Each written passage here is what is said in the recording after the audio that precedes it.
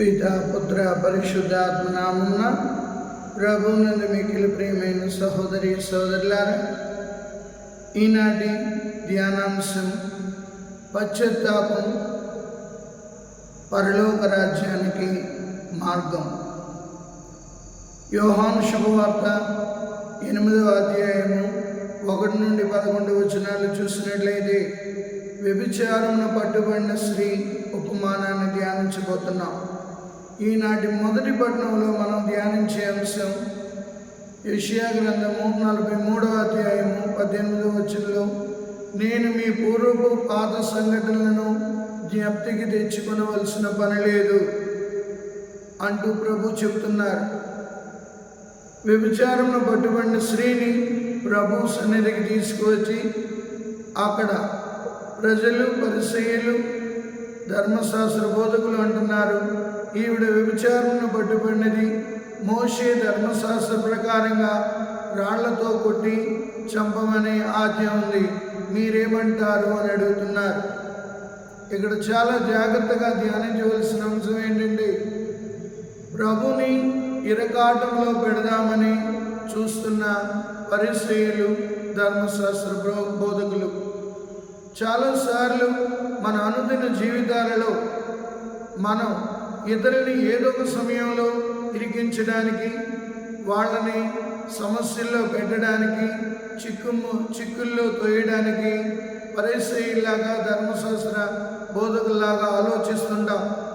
కానీ ప్రభు ఒకవేళ ఆమెని మోషే ధర్మశాస్త్ర ప్రకారంగా రాళ్లతో కొట్టమండి, మరి నీవు దైవ కుమారుడు అంటావు, పాపులను రక్షించడానికి వచ్చేయనంటావు, ఎందుకు నీవు ఈవిడ్ని ఈ రీతిగా శిక్షించమంటావు అని అడగడానికి, లేదు శిక్షించవద్దండి, నీవు మోషే ధర్మశాస్త్రాన్ని తూలనాడుతున్నావని తప్పు పట్టడానికి ఎదురు చూస్తున్నారు. అందుకే వాళ్ళు పదే పదే అడుగుచున్న ప్రభు దానికి సమాధానం ఇయ్యలేదు. మనం ద్వితీయోపదేశకాండం 17వ అధ్యాయం 7వ వచనంలో చూసినట్లయితే, ఎవరైనా దోషము చేసినప్పుడు సాక్షులే మొదటి రాయి వేయవలెనని రాయబడి ఉన్నది.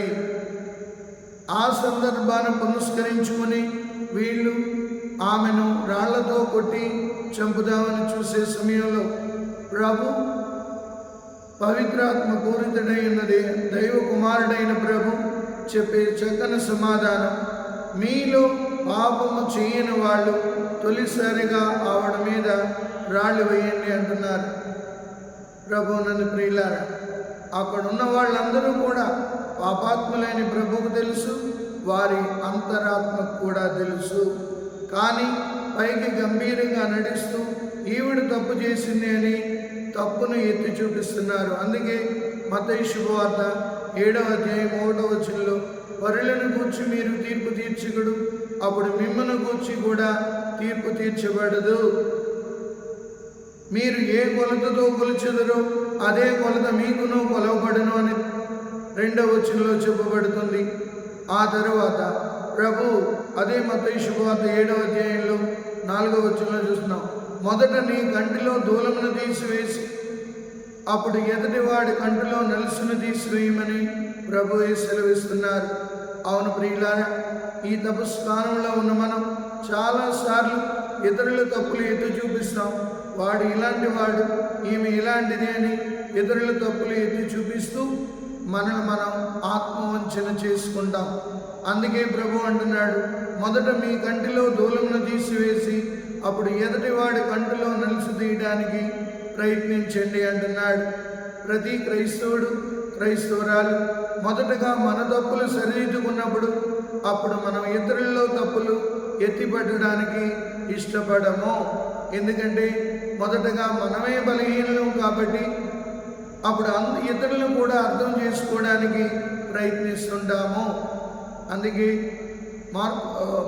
యోహాను శుభవార్త 3వ అధ్యాయము 16వ వచనంలో, దేవుడు లోకమును ఎంతో ప్రేమించి తన ఏకైక కుమారుని పంపించెను, ఆయన విశ్వసించి ప్రతివాడును రక్షింపబడును అని పలికిన రీతిగా ఇక్కడ వ్యభిచారమున పట్టుబడిన స్త్రీ ఆయన పాదాల ముందు ఉండి కన్నీరు మున్నీరుగా విలపిస్తున్న ఆవిడలో పరివర్తన ప్రభు గమనిస్తున్నాడు ప్రియులారా.